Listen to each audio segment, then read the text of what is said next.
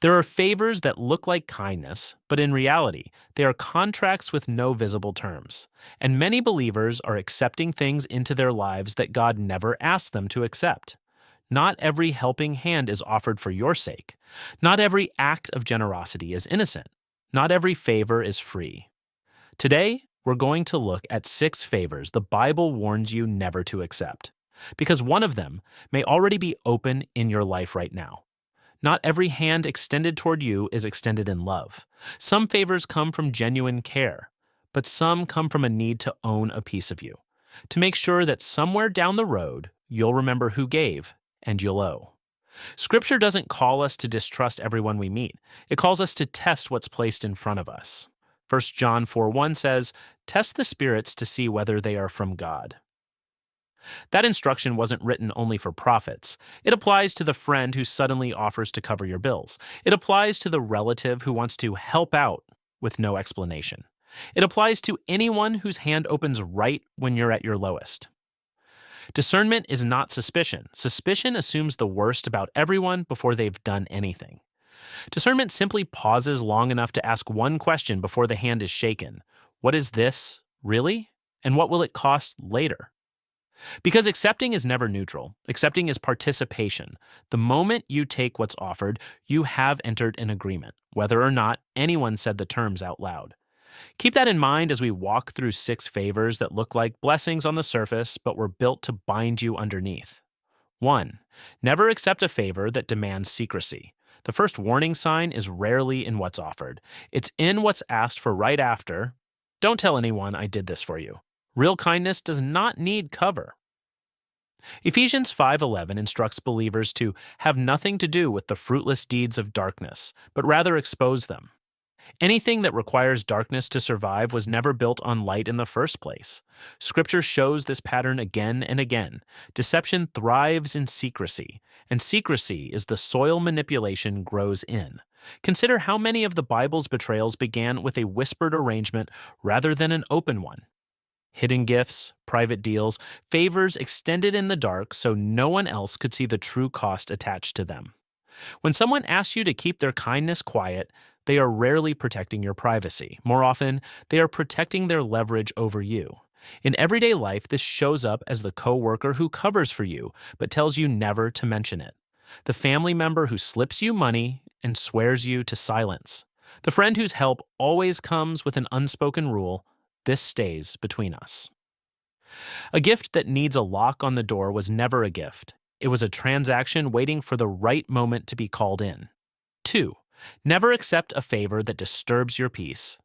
This one is subtle, but it may be the most important to learn to recognize.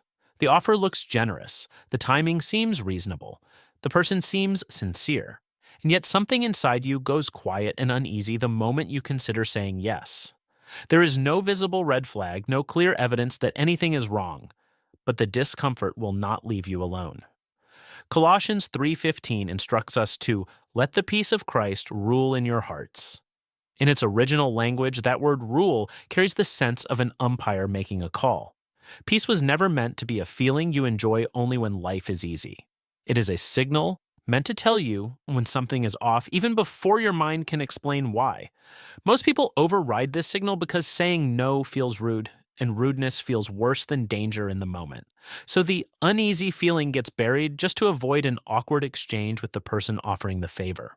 We tell ourselves we're being gracious when really we're just being quiet at the exact moment we needed to listen. But that unsettled weight in your chest right before you accept something is rarely a coincidence. Let it make the call it was designed to make. 3. Never accept a favor that becomes a lifelong debt. Some favors are never meant to be repaid quickly. They are meant to be banked, held quietly, until the giver needs something from you that only you can provide. Proverbs 22:7 states it plainly. The borrower is slave to the lender.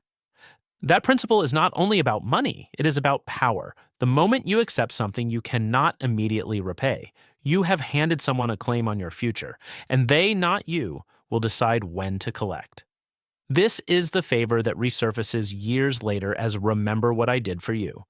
It is the parent who brings up a childhood debt to justify controlling an adult child's decisions.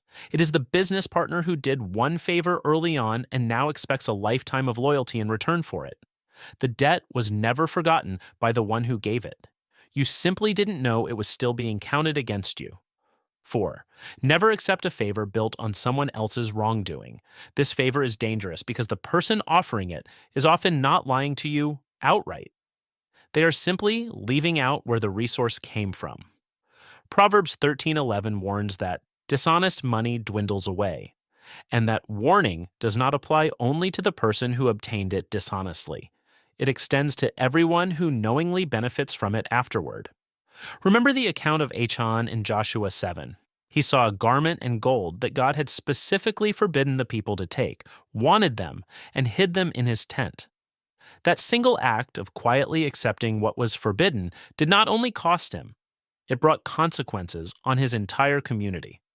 Scripture treats knowingly benefiting from another person's corruption as its own form of participation in that corruption. If you know or strongly suspect that a gift, an opportunity, or a sum of money came from cutting corners, exploiting someone's trust, or outright theft, accepting it does not only implicate the person who gave it, it quietly implicates you as well. There is no version of I did nothing wrong that survives knowingly living off of someone else's wrong. 5. Never accept a favor from someone who still holds power over you.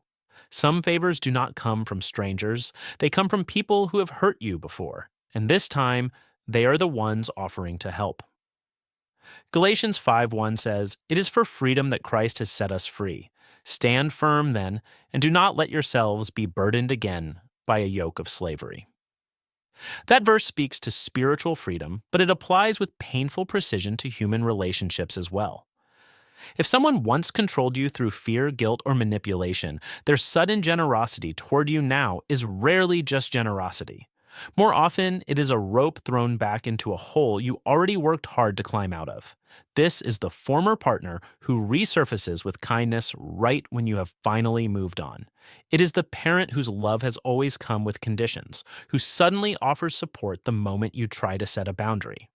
The favor itself is not always the danger. The return to the old dynamic that comes attached to it is. 6. Never accept a favor that costs you your integrity. Of everything on this list, this is the one to take most seriously. Some favors do not ask for your silence, your time, or your money. They ask for you, your convictions, your honesty, the very identity you have built your life around, in exchange for something that looks irresistible on the surface.